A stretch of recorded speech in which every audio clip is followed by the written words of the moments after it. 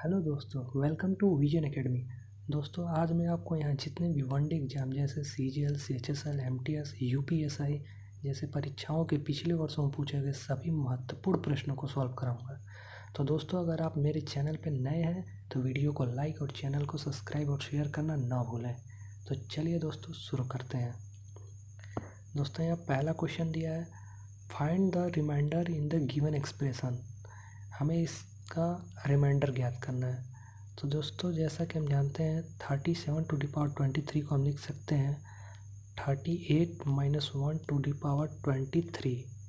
Into 153 को हम लोग लिख सकते हैं 152 + 1 अपॉन 19।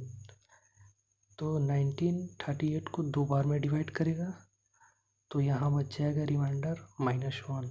तो -1 इंटू और ये 19 इसको डिवाइड करेगा आपका 8 बार में, तो यहाँ बच गया रिमाइंडर +1 +1 तो हम लोग इसको लिख सकते हैं, जैसे हम जानते हैं कि किसी भी निगेटिव पे अगर विषम अंक हो तो उसका माइनस में ही आता है, और फिर से यहाँ से और पॉजिटिव को कितना भी अंक हो तो उसका प्लस में ही आता है। तो -1 इंटू +1 = -1, तो इसका रिमाइंडर आ जाएगा -1। चलिए नेक्स्ट क्वेश्चन।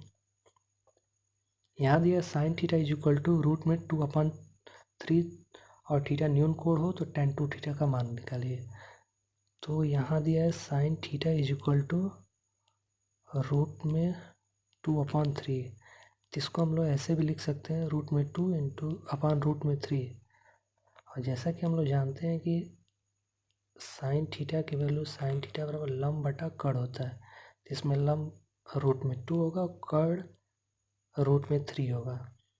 तो यहाँ से आधार इसका निकल जाएगा √3 का स्क्वायर माइनस √2 का स्क्वायर, तो यहाँ 1 आ जाएगा। अब क्या पूछा, हमें tan 2 थीटा की वैल्यू निकालनी है। तो जैसा कि हम जानते हैं कि tan 2 थीटा = होता है 2 tan theta upon 1 - tan square theta. तो यहाँ से हम tan की वैल्यू रखते जाएंगे 2, और tan थीटा बराबर क्या होता है, लंब बटा आधार। तो लंब क्या है, √2 और आधार 1 है, अपॉन 1 - tan स्क्वायर थीटा। तो फिर इसी को स्क्वायर कर देंगे तो √2/1 का तो 2। अब इसको सॉल्व करेंगे तो हमारा आएगा 2√2/1 में से -2 गया तो -1 आया, तो ये हुआ माइनस में 2√2, ऑप्शन 2। नेक्स्ट, यहाँ दिए गए त्रिभुज ABC में B बराबर 45 हो, AC बराबर 2 और AB बराबर √6, तो C की वैल्यू हमें निकालने के लिए कहा।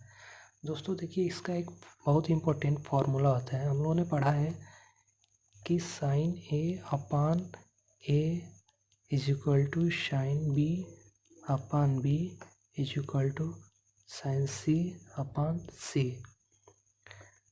तो यहाँ हमें C का वैल्यू पूछा है और B का मान दिया 45, तो हम लोग बस इन्हीं दो का हमें यूज करना है, B और C वाला। तो जैसा कि हम जानते हैं कि कोण के सामने वाली वही भुजा, जैसे B के सामने वाली भुजा B होगी, A के सामने वाली A होगी और C के सामने वाली C होगी। तो हमें sin B का वैल्यू निकाल, तो sin B क्या दिया 45, तो sin 45 अपॉन B का क्या वैल्यू दिया है, यहाँ पे B का वैल्यू 2 दिया है, तो अपॉन 2 = sin C का हमें निकालने के लिए बोला है, तो sin C अपॉन C की वैल्यू यहाँ से क्या दिया है √6।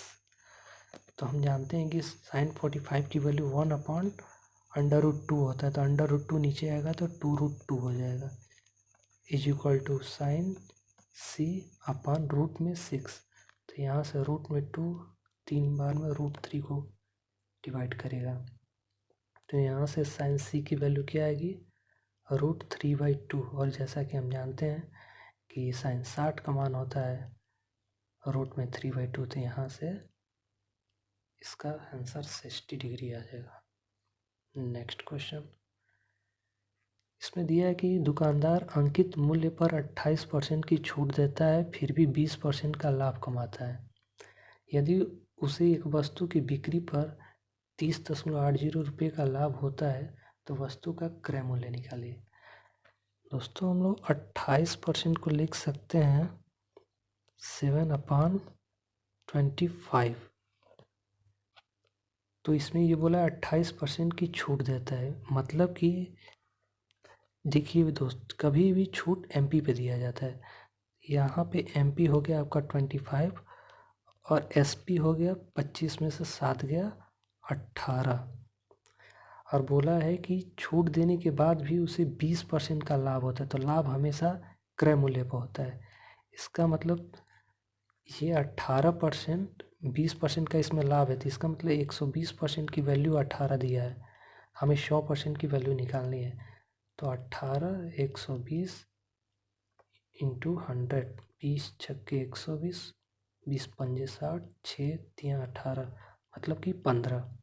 तो सीपी की वैल्यू आ गई 15। और यहाँ कहा है कि यदि उसे एक वस्तु की बिक्री पर 30.80 रुपये का लाभ होता है, इसका मतलब कभी भी लाभ निकालना हो तो विक्रय मूल्य माइनस क्रय मूल्य होता है। तो 18 माइनस 15 इज इक्वल टू 3, और यहाँ 3 की वैल्यू दी है 30.80। तो हमें क्या निकालने के लिए बोला है? क्रय मूल्य निकालने का, और यहाँ क्रय मूल्य क्या है? 15 है। तो 3 की वैल्यू ये है, तो 15 की वैल्यू क्या होगी?